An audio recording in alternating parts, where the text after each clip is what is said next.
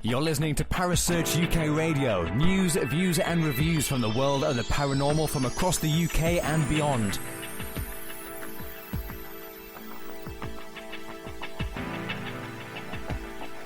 Find us on Facebook, Twitter and the World Wide Web. Parasearch UK Radio.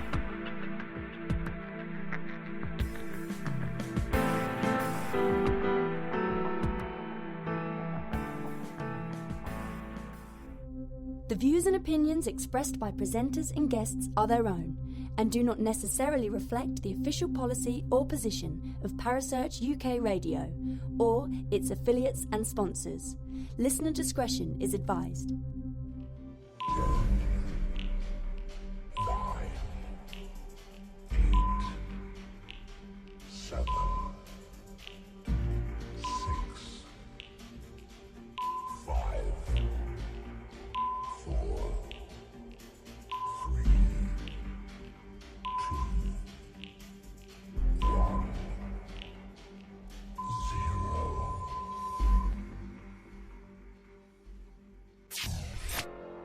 You're listening to Paranormal Concept right here on Parasearch UK Radio with your host, Paul Rook.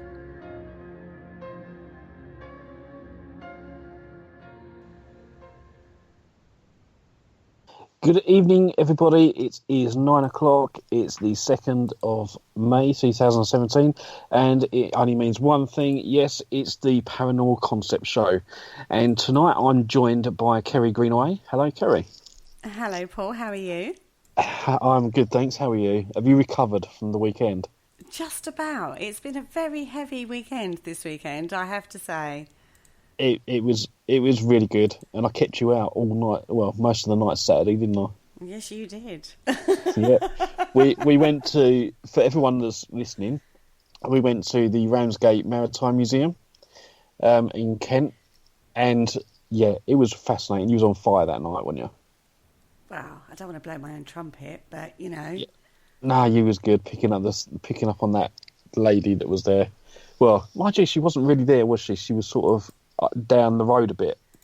I know. I had to go down onto the jetty and all sorts to pinpoint where she was. So it was that quite was funny. interesting. I went off on a run. You was running all over. Yeah, you did. You went running all over the place. Oh, it was so funny. But to you? Anyway, well, absolutely. Right. Well, tonight's show is all about the bullying that goes on in the paranormal community.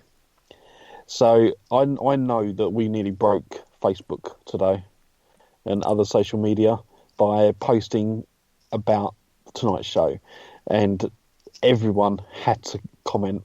So what was the outcome on your post? I had so many people commenting it was untrue, to the point where we've actually invited somebody else onto the show with us tonight, haven't we, Paul? We have. And I'm going to now introduce Ashley Knibb. Hiya. Hiya, how are you doing? Yeah, not too bad. You're good. Well, it's really glad to see you, or speak to you, because I've not actually had a chance to literally get to know you at all. Unlike Kerry. Kerry gets all the fun, I suppose. I do like to introduce myself to people and get to know people, Paul. Not like you. Yeah. No, that's it. Keep myself to myself, and yeah. It's all that paranormal bullying going on. I don't buy into that. So, what was it that you posted, and what sort of response did you get?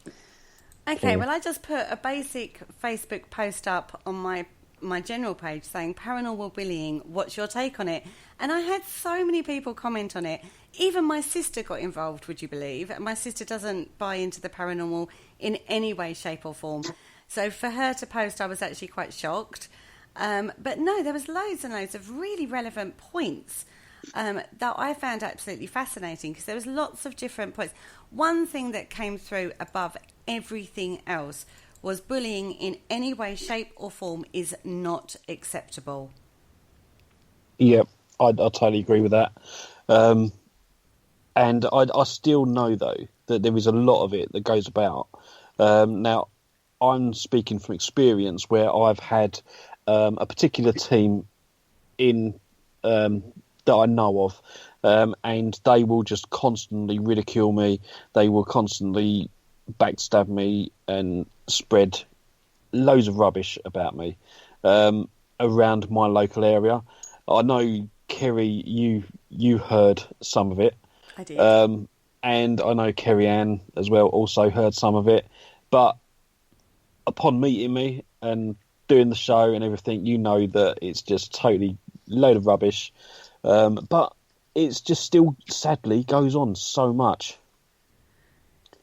It seems to. However, I wanted to check the definition of bullying.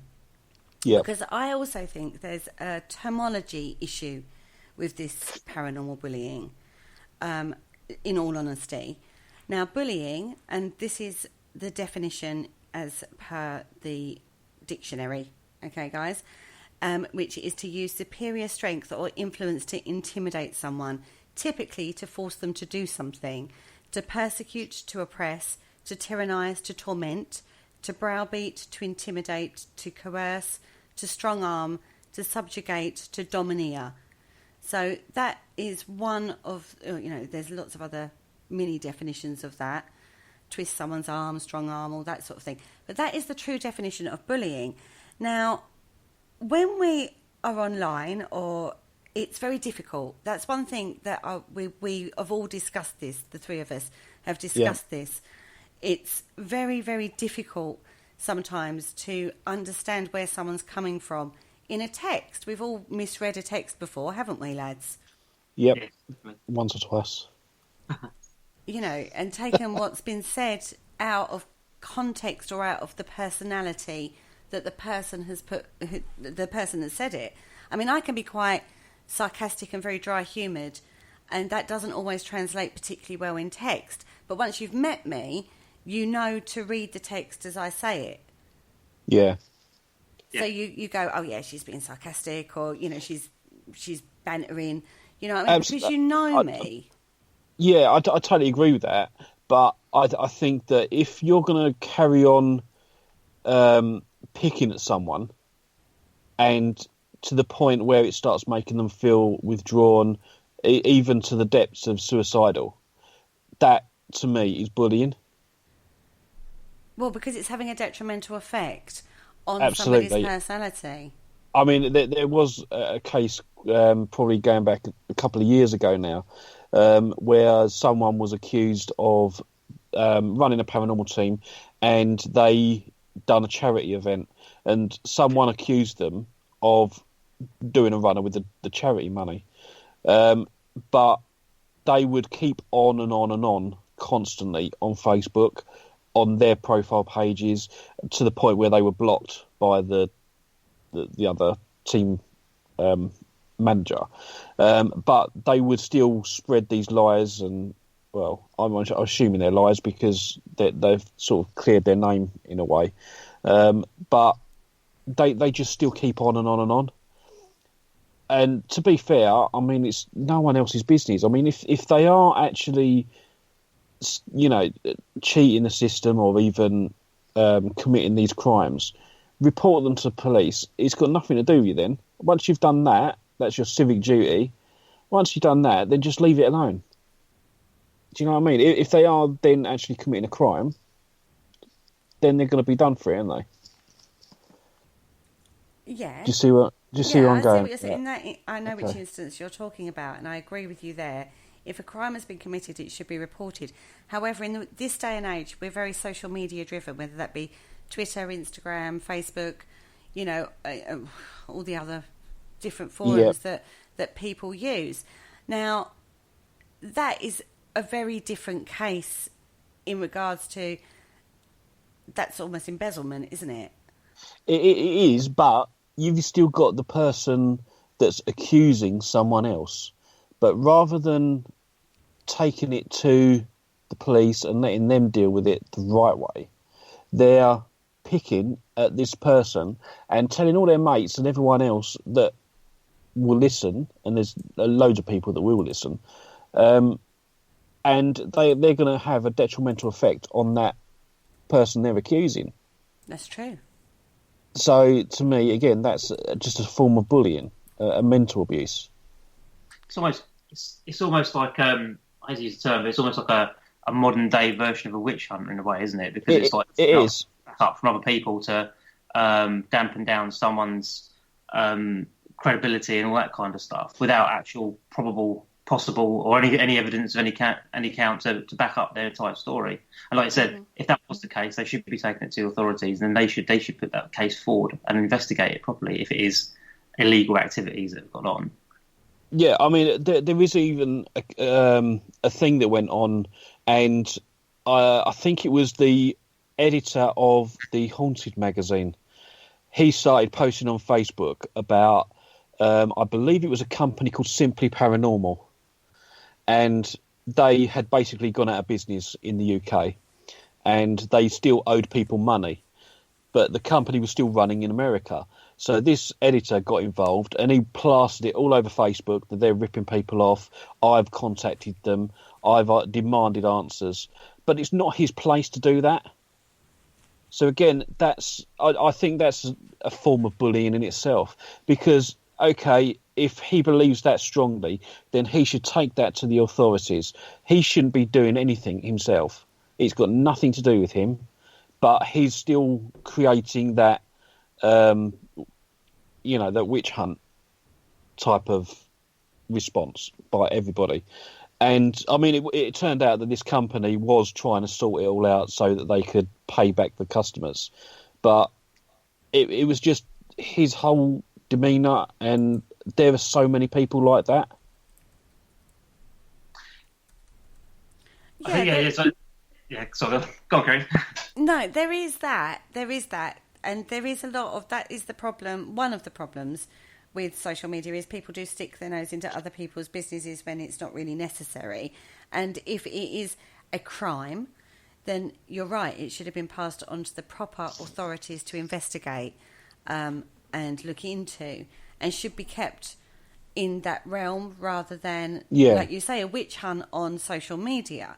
Now, we have all witnessed this recently, and it's very, very controversial, with the most haunted video, haven't we? Which is a different level. It's not a criminal activity, but it's something that was put out there on television and has generated a huge debate, heated in some occasions, and I've seen some very harsh critiqued posts about that particular video. I have my own personal opinion on it, but that's my personal opinion. And it's how people react to it, isn't it? It is, I think. You can't control that. You can't control how somebody's going to react. You can control how you react to that. Absolutely. And I decided, since, like, when I was being bullied, as it were, I just decided, you know what, let them think that. I don't care. I'm not interested. I'm me. I know what I'm doing. I'm all above board. There's nothing they can do other than just sit there and have a moan. And while they're moaning about me, they're leaving someone else alone. Do you know? But you're an incredibly laid back person, Paul. You can take that. You can have that mental attitude. Not everybody has got that mental attitude. I mean, very rarely do I get called out. But when I do, it upsets me. It really does upset me. And I do my hardest to not to cause that kind, or have that kind of stuff thrown at me. But I mean, in regards to the crystals more than the paranormal, to be fair. Yeah. But when I've had that, particularly when someone is like, there's no scientific proof in regards to healing with crystals, and they come at you quite strongly, you have to kind of realise that they're not actually attacking you as a person. They're attacking the concept of what you do. Do you know what I mean? I mean, I have quite heated debates with, going back to my sister, because she is very much in the, it doesn't exist, there's nothing there, it's all psychological. She's very much in that camp, and I'm very much in the other camp, the spiritual airy-fairy kind of camp, I suppose. That's how she classes it, as airy-fairy. And we have heated discussions. Now, I never get offended by that because I know her. You know what I mean? She's my sister. I know where she comes from. She knows where I come from, and I know what she's talking about. But if someone comes at me and I don't know who they are, and they're just literally attacking that side of things with no real, motive other than just to be confrontational, it can be very difficult. It can be very hurtful. Yeah. I do know exactly what you're saying, definitely. And I agree with that, but I still think that there are just ways and means of doing it. I mean, fair enough, you can have a conversation with someone and talk about your different opinions. And I think it all comes down to respect. Yeah. Everyone has different opinions. Mm-hmm. The other night you done a radio show about paranormal courses. And I run a company that offers paranormal courses, but I don't confess to say that they are like diplomas or what's the word, accredited in any way. Mm-hmm. I'm just basing it on our experience, because we've got, between the three business partners, we've got something like 40 years of paranormal experience behind our backs. So, putting all that down on paper and giving our experience to other people, and that's really what other people are paying for through the courses. So we've sort of kept up a high standard for our courses, but it's only our standards. That wasn't a personal attack on you, though, Paul. No, I know, but that's my opinion. But I think if I was on that show, I think because at the time we're having a discussion, I could put forward my argument for why they're a good idea, but someone else could have a different opinion, and I could give them the completely ump over it. You know what I mean? And yeah, it's just a bit like that, really. Ashley? On the paranormal courses element of it, I'm kind of caught in the middle, I think, on that one, because I know a few people who are parapsychologists who work at universities and things like that, and obviously they've done many years of study in order to get where they are. And a lot of them have a let's say, negative view towards some of the courses that are offered for a couple of £100 over a few weeks, and then you have a certificate that says you can do certain things within the paranormal. As you just said right there, obviously now your courses say you're a parapsychologist now because you spent 2 weeks doing a course. Yeah. But there are some, notably that come from overseas and stuff like that, courses that do give you that, and they do quote that as well in the title, that could do this course and you become a parapsychologist and things like that, and it's like it's a certificate, but it's not the actual parapsychology certificate. It's not a diploma in psychology or anything like that. So I get quite stuck in the middle, because I see the value of some of the courses out there where they're sharing knowledge that people have gained, like you've just explained. Yeah. And also the value of doing degrees in psychology and understanding higher understandings and higher concepts within the science field in order to understand greater aspects of parapsychology, paranormal, all that kind of stuff. Unfortunately, as with any area, there's always going to be a few, should we call them charlatans out there, that offer you a bog standard course for a lot of money that doesn't really give you anything at the end of it, apart from maybe some standard stuff that you can find anywhere in a normal library. Yeah. Yeah, true. Very true. So, sorry, I'll be on that one. So, anyway, going back to the what started the concept for this show, in all honesty, which was the backlash that Most Haunted got regarding said video.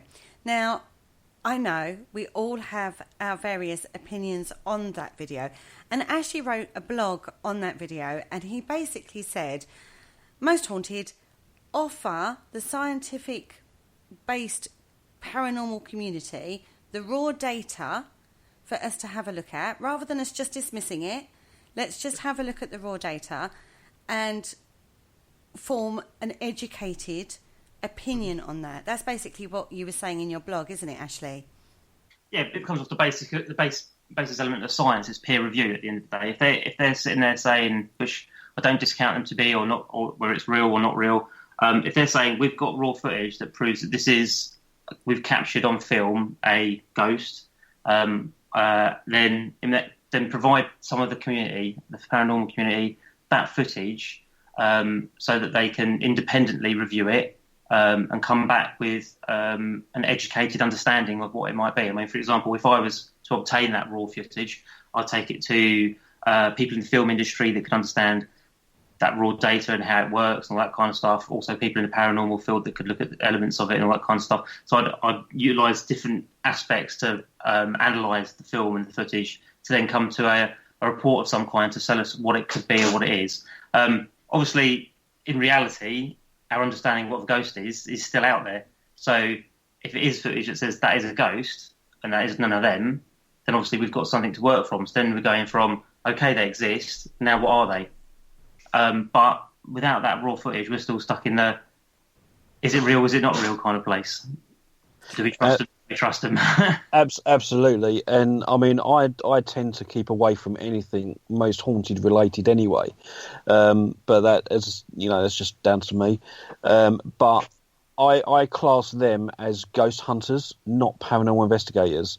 So when they've come up with this video evidence saying, okay, I've caught a ghost, what they're really saying is, I've caught something that I can't explain, but they should let the people that are paranormal investigators investigate it. So they should offer that, they should offer that raw footage to be investigated by the scientific paranormal investigators of the world.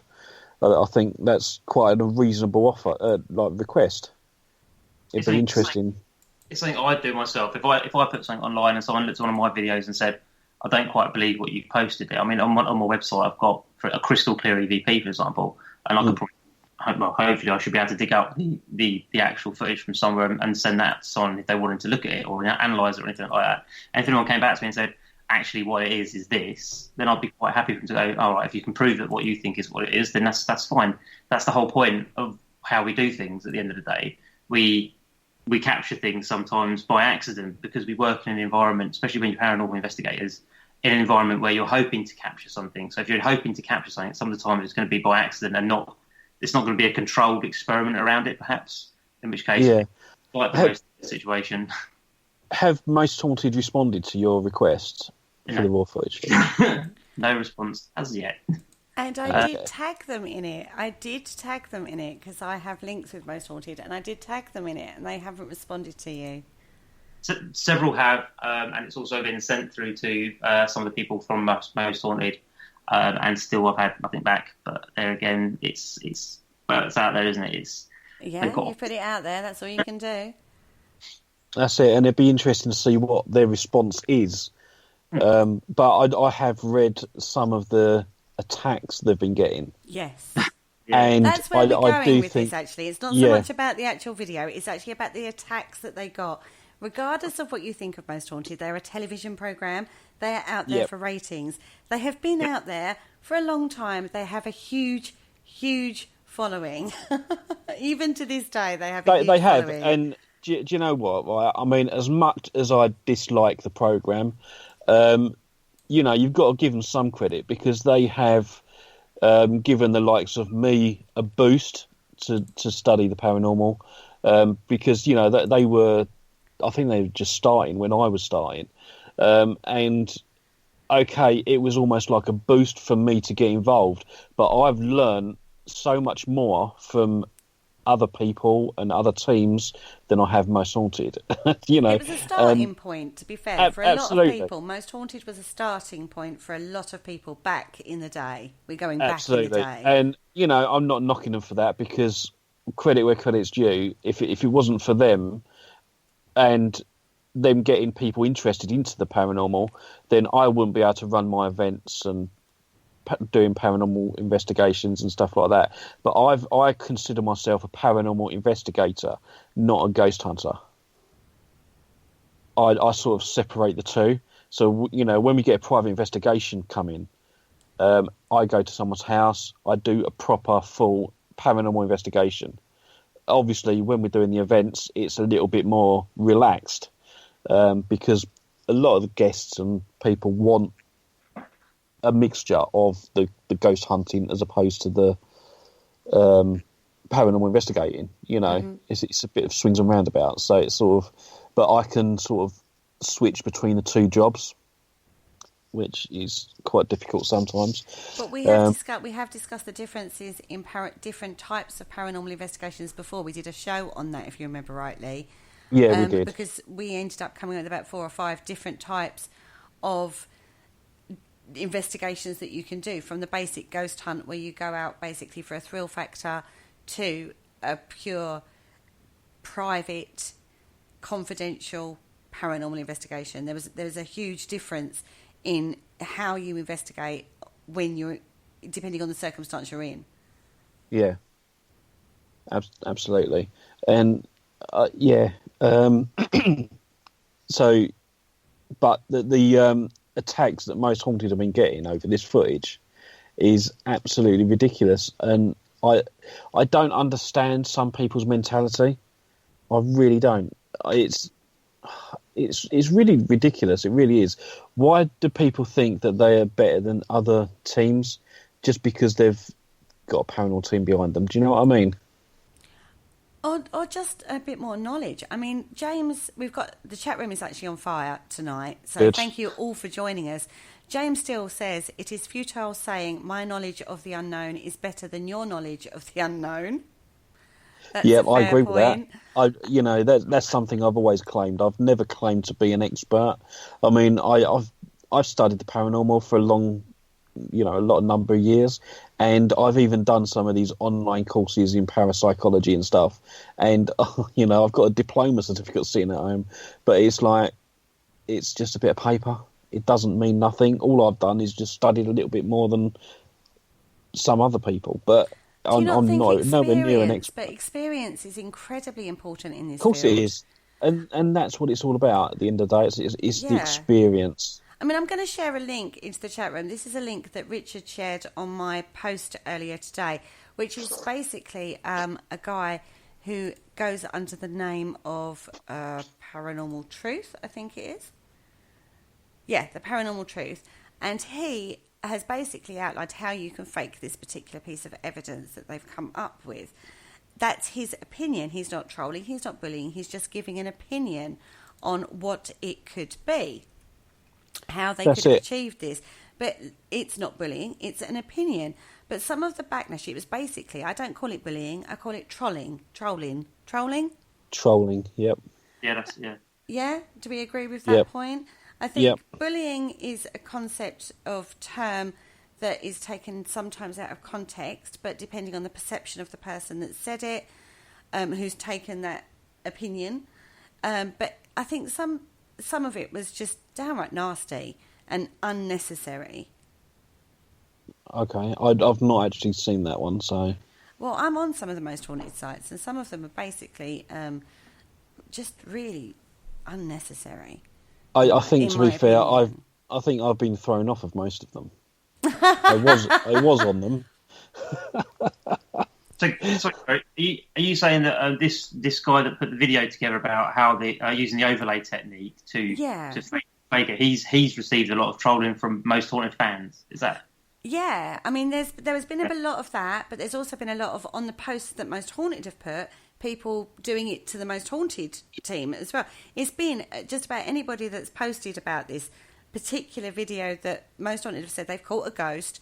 There's been a lot of trolling or bullying, or however you want to term it, on the post, which is unnecessary. There's opinions, which Paranormal Truth has put an opinion out there as how that could have been achieved. That, in my view, that was not bullying, that was just an opinion. Yeah. Yeah, he stated how you can use the overlay technique in filming in order to create a faded image of someone on the stairs and stuff like that, which is a valid point to be recognised. So, exactly. And it's a counter argument, in which case it's in like peer review, he's saying this is how you could do it by faking it. Give us the raw footage and prove that you're not doing that, and then we'll put that one to bed. Simple as that. Exactly. And exactly the same way as what you said in your blog. You were saying, give us the raw footage, we'll have a look at it, we'll examine it, and then we can form a proper opinion on it, rather than watching something blindly in blind faith and accepting everything we see at face value. Yes, that's right. It's no different. It's an opinion. It's saying, It's not any form of abuse or trolling. It's just saying, great, if you've caught that, let's look at it a bit more closely. Let's have that footage. Let's do that. You know, that's not trolling, that's not bullying. It's saying, put it out there more. If that's what you've caught, fantastic. Great. Let's get it. Let's look at it. Let's examine it. Let's see if we can pin this down for once in the paranormal field. We can do that. And they haven't allowed that to happen. So all people could do is offer an opinion on what's been shown. And some of those opinions have been very disrespectful and not very nice. No, I've seen that. You know, I've seen that on the Most Haunted site, and I've even commented and put my opinion across, and people have come back at me, and it's like, well, you know, I'm giving you my opinion. I've been a paranormal investigator for so many years now. That's what I think it could be. Now, I think personally that they should then take that as constructive criticism or just my opinion, and then they could say, well, actually, he's got a point. Let's try and test out for that. But that's the difference between a paranormal investigator and a ghost hunter, because, you know, Most Haunted are ghost hunters, let's face it, and they're not really interested in that. It's a case of, oh, we just caught a ghost. Well, no, they haven't. They've caught something they can't explain. Let's now try to explain it. Yeah. But exactly. It's that, I think that is the issue for most teams out there. You've got the ghost hunters and the paranormal investigators, and they are always going to be clashing heads. Always. Mm-hmm. Right, on that note, we'll take a little break, and when we come back, we'll continue with this train of thought. So bear with us, guys. And Gray, I will get to your question in just a second.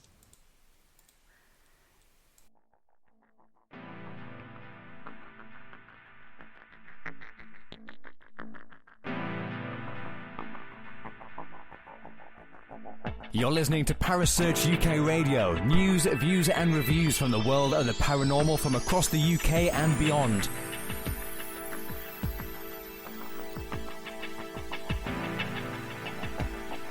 Find us on Facebook, Twitter and the World Wide Web. Parasearch UK Radio.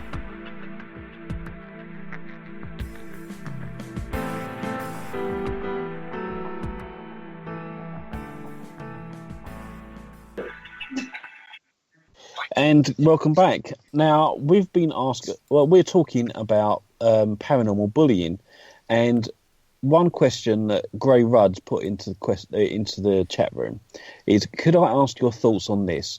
When people post possible evidence they may have captured as a picture, EVP, etc., and hasn't been photoshopped or digitally messed with, people shoot them down in flames, saying it's fake.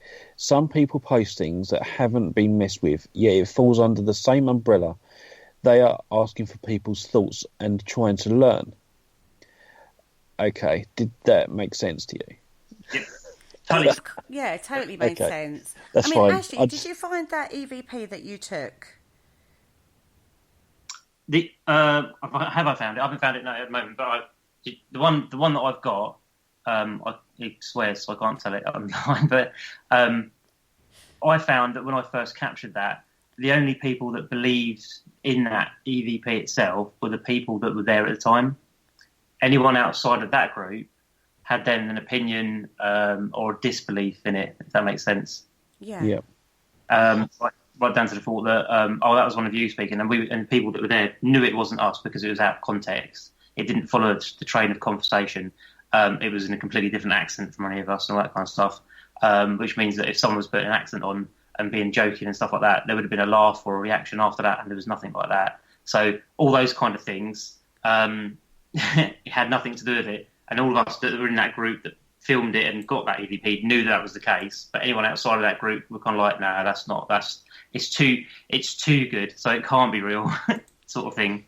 Yeah, you can share the link into the chat room if you like, because the show is marked as explicit. I've not got the chat room because I can't get it up. I'll get it to work on my. But it is on my website, so we'll try and find it whilst we're chatting away, and then fire it across to you, and then you can post it. Yeah, that's Brilliant. absolutely fine, because I was trying to find it and I couldn't find it. So I've posted pictures on Facebook, in our group pages and stuff, and asked for people's opinions. Now, when I get an opinion, I think, well, okay, yeah, I can buy that. I can understand where they're coming from. Now, let's go and test that theory out. So I can then go back to them and say, well, actually, we've tested for that, and it's not that reason that this photo's come out the way it has. So, it's about a little bit of respect. I mean, I can put a post out saying, I've captured this, what do you think? And if someone comes back to me with a theory, then I can then go, right, okay, well, I'm going to take that theory and now I'm going to test it. Okay, no, that's not the reason that photo come out like that. So what else could it be? And that's sort of how you learn. Yeah. And you can build on that, because next time, if you get another photo coming out, even if they do end up to be right, and it was something that I missed, if they turn out to be right, I can say, well, actually, yeah, you was right. That's brilliant. Thanks for that. So next time when that happens, I've got that experience to say, well, actually, no, this is exactly what it is. And, then that becomes my opinion as well. But people don't have that respect. There's a lot of teams out there that don't have that respect for other people. So does it come down to jealousy between teams? The fact that somebody's caught something that somebody else hasn't? Is that really a thing? Or are we all working towards the same goal, which is basically to try and prove that there is life after life, and that you can interact with spirit, and spirit are existing? Do you know what I mean? That's what we're all trying to do while we go out there. So is it an actual... I think, it can be jealousy. I can't honestly think of any other reason why someone would slate another paranormal team that had caught something on camera. I mean, don't get me wrong. Sometimes I've put pictures out there knowing full well exactly what it is.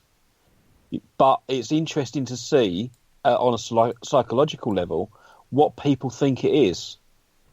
And it's very rare for them to come up and say, oh, well, actually, this is what it is. And I'm like, yeah, okay, spot on.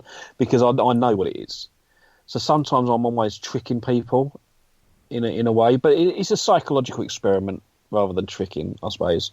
There was a picture, when I first started doing the paranormal, I went to a place called the Ragged School in London. Mm-hmm. And my brother was there, and he had a cheap version of an EMF meter, so it had a little green light on it, and he was waving it up and down for some reason, because I don't know, maybe sit on telly or something. But I took a picture of him doing that in the dark. I didn't have no flash on, nothing like that. So all you see was this green streak of light. Now, obviously, I know that because of my shutter speed and everything, that's how it would appear. But I posted that on Facebook to see what people say about it. And there was so many people saying, oh, that's a spirit. And I'm like, no, it's not. It's my brother with a green light in his hand. It's just interesting to see what people's opinions are. And that's why I do things like that. But there are times, I mean, I think I posted one of those memory pictures the other day on my Facebook account, and it was me taking a picture of a mirror, and above my head in this mirror is a face, but it was almost like this person had Down syndrome, and it was quite a big, chunky guy in this mirror above my head. Now, a lot of people say it's reflection, but I personally don't believe that. Because it doesn't look anything like me, for one. But it's still interesting to see what other people make of it. Mm. Yeah, I agree, because that is a point of learning. You capture something, you put it out there for people to look at and give you an opinion. If you don't know what it is, somebody may well come up with something that you haven't or come across before or know about. I mean, Kev Kerr is in the chat room. Good evening, Kev. I've just seen that. Yeah, absolutely. And he says, skeptics can find themselves being bullied by believers. I always try my best to help people understand a piece of research, which is usually met with some pretty harsh feedback. Now, I mean, I was always a huge fan of the Spirit Box. Huge fan of that. And then I watched Kev's video, and it actually made me look at it in a slightly different way. This is about Bob the Orange. Yeah, I guess that was absolutely He made fantastic. me laugh. He made me laugh. He made me see it in a slightly different way. And I don't discount the Spirit Box still, but I look at it in a different way now to how I did when I very first started investigating. Now, do you find that, Ashley, that when you first started, how your perception of things and your knowledge has changed, so you view the paranormal now completely different? Yeah, definitely. I mean, I started off as a researcher, with my head in books for years and years and years, and I discovered overnight investigations and quickly became a ghost hunter, fumbling around in the dark, learning about bits of kit and all that kind of stuff. But over the years, my opinion and my approach has dramatically changed. I've gone from, I've captured obviously a crystal clear EVP. I've got on video an object moving by itself, and I quickly realised that those mediums of communicating that kind of bits and pieces tells us there's something going on, and what it is we don't know. So basically, they don't prove anything for me. I don't call them evidence. You might have seen some of my comments in chat room and stuff where I'm saying evidence isn't the right word to be using, because in my mind, evidence is absolute. It's a provable fact. So, and none of this is provable. It's all unknown stuff at the moment. We don't know what any of this stuff is. We don't know if it's proof of if it's heading down this is what life after death is, and we don't know if it's something else that we don't know about. It could be dimensional. It could be a hell of a lot of different things and theories that are out there that we're just touching the tip of the iceberg on. So, and more recently, my whole mentality towards that kind of stuff has started to filter in, where I'm looking at things that are to do with physics, quantum physics, all that kind of stuff, looking at different elements that way, and then beginning to change my opinion. I've brought up in the past on your show before about telepathy and telepathic interaction and stuff like that, and how a lot of this stuff could be based around actually just ourselves. Yeah. We could be doing all these anomalies could actually be generated by ourselves completely. So that's what I think about now more so than I totally agree with you. I mean, when I first started, we was getting people coming to us and saying, "Oh, we've got poltergeist activity. Come and investigate it." You know, we'd go there, and it would be very rare that anything would happen anyway. But last Saturday, on the way home from this investigation, we actually stopped at the petrol station, and there was a guy there that got talking to us, and he said that he's got some poltergeist activity going on in his house. So we was trying and pick up his story to try and give him a bit of hope, and you know, we'll be there for you, sort of thing. Reassurance, that's the word. And my approach is slightly different to some people's, because the people I was with wanted to go there and do an investigation and approach it from a spiritual point of view, because they said that he had just done some renovation work in his house, so it could be spirit that's not happy with that. My approach was completely opposite. I said to them, okay, so if you think it's poltergeist activity, have you got any children? Yes, he said, three young girls, 8, 12 and 15, I think. I said, okay. Do they possess any sort of psychic ability? Like, can they see spirits or hear things and stuff like that? And he said, yeah, when they go to their granddads, they often see their dead nan. So I was like, okay. So they could be sort of breaking into spiritualism sort of thing going on there. And equally, telekinesis, I said that I wanted to try and do a Xena test, and I need to get some Xena cards to test these children out to see whether they have got any psychic ability at all. But that is more to do with parapsychology than it is anything spiritual. So my take on it is more open-minded, I should say, really, I think. I mean, I've always said you don't just be a paranormal investigator, you have to be a lot of ologists as well. You have to know physiology, you have to know psychology, you have to know meteorology, you have to know geology.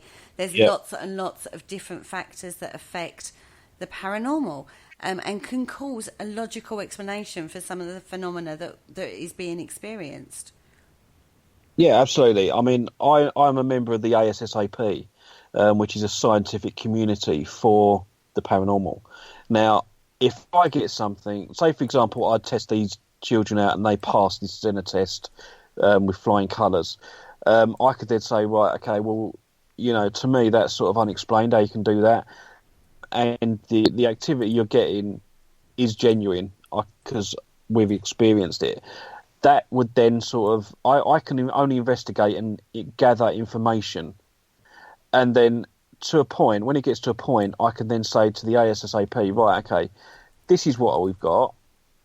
Can I have some help? Because I've tested all the avenues that I can, and I still can't explain it. Is there anything that I've missed? Is there something that you can do that I've not heard of yet? Do you know what I mean? So, to me, it's not the paranormal because it's unexplained. Do you know what I mean? Just because I can't explain it, it doesn't make it paranormal. The lack of data more than anything. We have to capture as much data as possible to find out what it could be or what direction it's going in. And then, like you said, you consult with people like ASAP or for me, I consult with SPR, the SPR to make sure to get from them as well, because obviously they've got an abundance of experience in that sort of field as well. So yeah, exactly right. Yeah. The first port call isn't running in and doing an investigation or some kind of gathering like that. The first port call is gathering information and data, and I would approach that exactly the same way. Is the first thing I'd do is a diary of activity for weeks to find out what's going on and all that kind of stuff, and then you get that kind of understanding of what's happening. So, and rather than rushing into things like back to the most haunted video, like, oh my God, it's a ghost! Quick, everyone run and talk about it for a while. It's like, well, let's look at it, find out what the data is around it, understand it, look at that raw footage and all that kind of stuff. And again, that I think it boils down to that. Whether you're a paranormal investigator or a ghost hunter, and I think that is sort of where the friction lies. Yeah. Because they turn around and say, "Yeah, I've caught a ghost," and then a paranormal investigator goes, "Well, actually, you haven't, not yet. Let's look at it. Let's investigate it," and then they get offended because you want to do that, and it's just a battle between the two, constant. And maybe they should just stop and have a bit of respect for each other and get on. If that makes sense. So do you think then, guys, that there would be... Basically what we're talking about is getting some para-unity involved in the paranormal field. Do you think that's ever possible? I mean, I've been in the field now for quite a few years, not many as some, and I'm learning all the time from lots of different people. Do you think that's ever going to be a factor, the para-unity? I personally don't. Because there are too many people out there that are too quick to jump on the bandwagon. They've all got their own opinions, and lack of respect. You don't have respect like you used to years ago.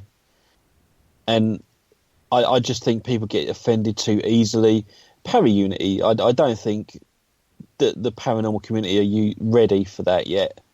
It's a good ideal, don't get me wrong, and I try to work with everybody. I take all constructive criticism constructively, and I think, I do ask for other people's opinions. I'm not an expert in any way, so there are things out there still that I can't explain, but other people might be able to. So, Ashley? Yeah. Well, back in 2014, I worked with some of the guys that put on the Paracon back then, and part of the ethic around that was a para-unity thing, but that didn't kind of really take off because a lot of people wouldn't or couldn't buy into it for various different reasons, not just because they didn't want to, but because it didn't really fit something what they want to do. And I think I learned out the back of that, the thing was missing wasn't so much para-unity, but the simple things that have come up tonight a couple of times is things like respect, understanding, listening to people, taking their opinions on board and saying, okay, right, that's your approach, that's your perception of something. I think this, but not taking offence by it, not understanding criticism and understanding the difference between these elements of things. Like I said before about scientific, like peer review sort of thing. We almost have to be in that situation where we're conducting peer review of each other's evidence, and well, I don't want to use the word evidence, but footage or audio or whatever. But not in a way where we're attacking and abusing each other about it, because that's not the way it should be handled. It should be, okay, person A might not believe the footage that Most Haunted captured is real, and they might believe that it was an overlay thing, but person B may 100% believe that. But then both those people aren't wrong. just because of that. We need that information and the more data, which we don't have at the moment, in order to understand whether one is more right or one is more wrong and all that kind of stuff. And I think people need to understand that and have that patience as well. Patience is probably a good point for people to have, to get that point as well, rather than jumping in their feet first and saying we've caught a ghost, or jumping in feet first and saying what you posted on Facebook last week is a picture of nothing and all this kind of stuff. Because the other thing in the paranormal field that people completely forget about when they're posting all these things, because they might not think they're attacks, is also there's belief systems that are wound up into all this as well. Very much so. Very personal about their belief systems, and I've learned that over the years how to talk to people and how to understand people. Even when I think that there's no paranormal activity or anything like that going on, I can understand that their belief system may have an understanding of what's happening and may concern them in a different way, in which case you have to talk to them, taking into consideration their belief systems and all that kind of stuff. And that's also important, which is one thing I think people don't quite get. Para-unity, in the form that it's been put out there, won't happen because because it's all bound within a social environment that we live in anyway. So people are always going to disagree with each other, but we just have to learn to understand to disagree with each other and move on and not argue about things aggressively, but sort of like constructively. No, I totally agree. Now, we've spoken a few times on Parasearch UK, generally led by our very own Kerry Ann, about building a ultimate paranormal investigation team. And in the chat room, we have some main players in the field, including Kev Kerr, Gray Rudd. We've got Carl Hutchinson, he's in there. James Steele has a firm interest in there. Obviously, you've got myself and Ashley Knibb and Paul Rook. Do you think that a power team of paranormal investigators could bring the paranormal community together when you've got that level of... I love the way I include myself in that field. That level of credibility. I think because obviously I've been in the paranormal community for quite a while now. I've sort of... It's almost like I drift around and sort of connect to people. Like Kev Kerr, I spoke to Kev loads of times. I think he's an absolutely fantastic bloke. And, I get on with him. So, if I ever need any help or advice or anything like that, then I can go to Kev Kerr. I know that his opinion is going to be a good one. And I've got total respect for him, as well as anyone else. Do you know what I mean? And they're the people I want to be associated with. So that is my community. That is probably how I'm trying to explain it. These people are my community. So I've got a good basis of a paranormal unity just with these few people. So we actually come to a point where we're sitting here going, okay, so you've got basically the serious, scientifically minded, as it were, people that are really trying to get to the bottom line of what paranormal investigation is and why these things happen and how they happen. But then you have got the ghost hunt community who aren't educated and do put stuff out there and defend their television program or team or whatever.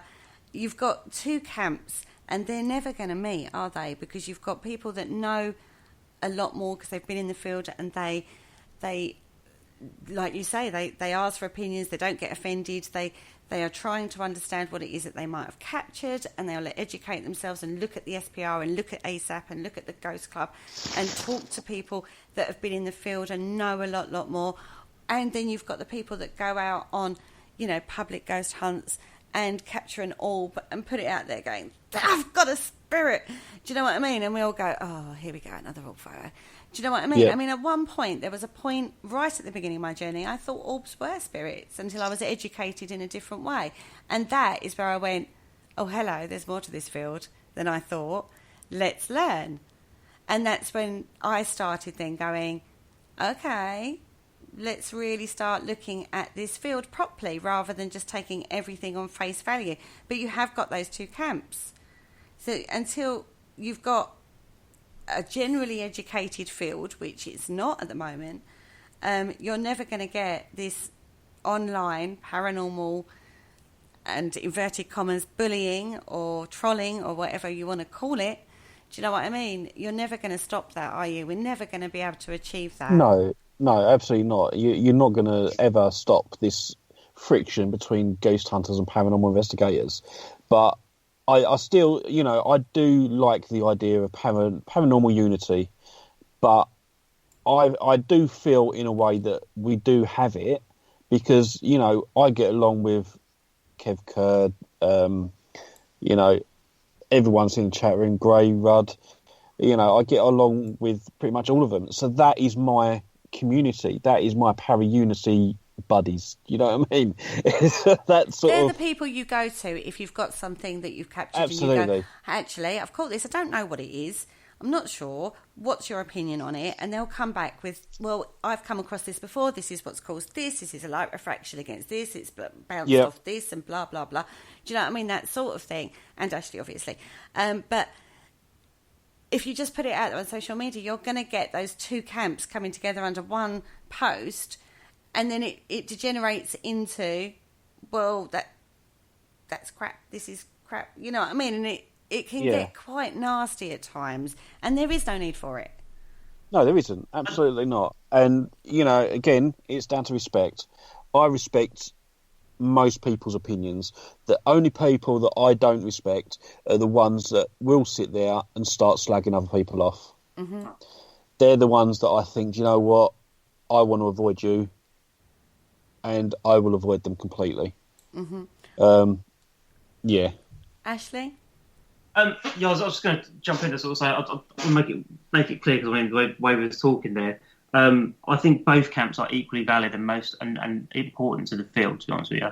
Mm-hmm. The ghost hunters go out well, as we're defining them in this show anyway.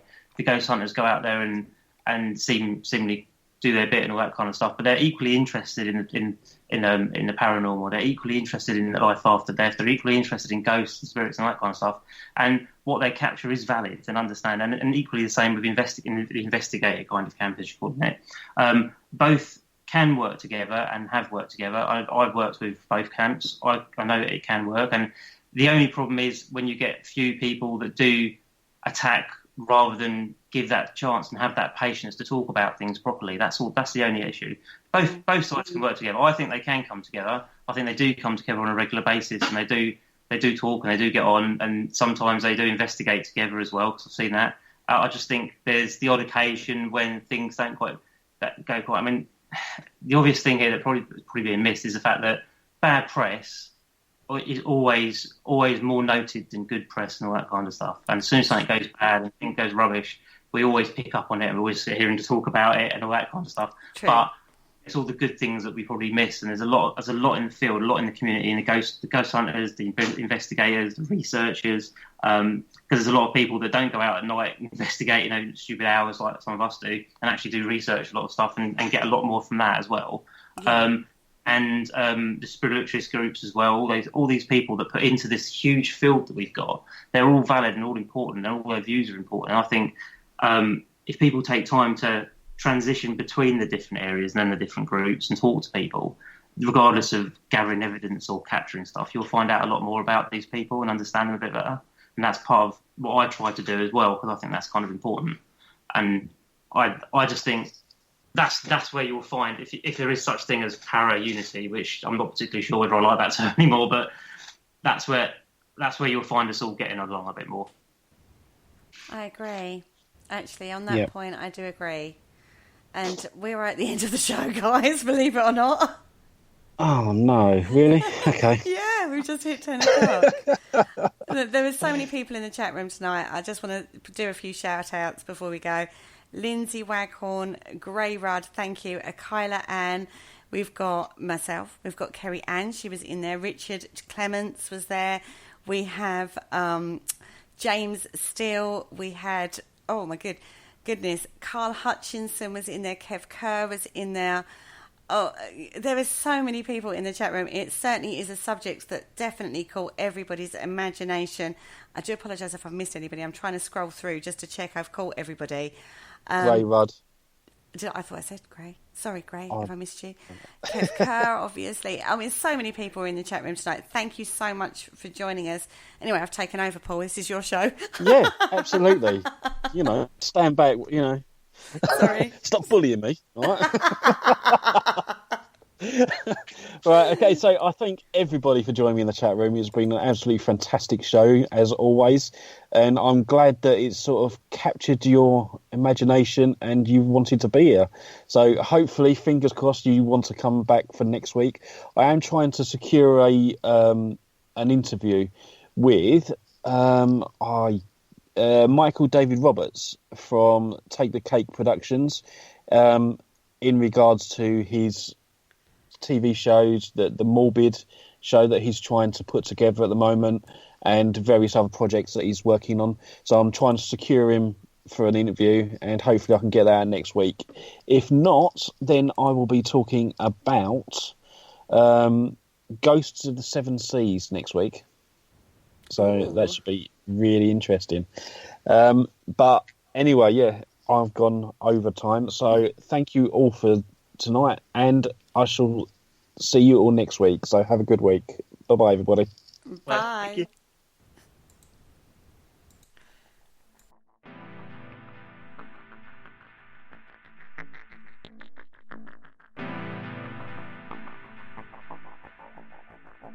You're listening to Parasearch UK Radio. News, views and reviews from the world of the paranormal from across the UK and beyond.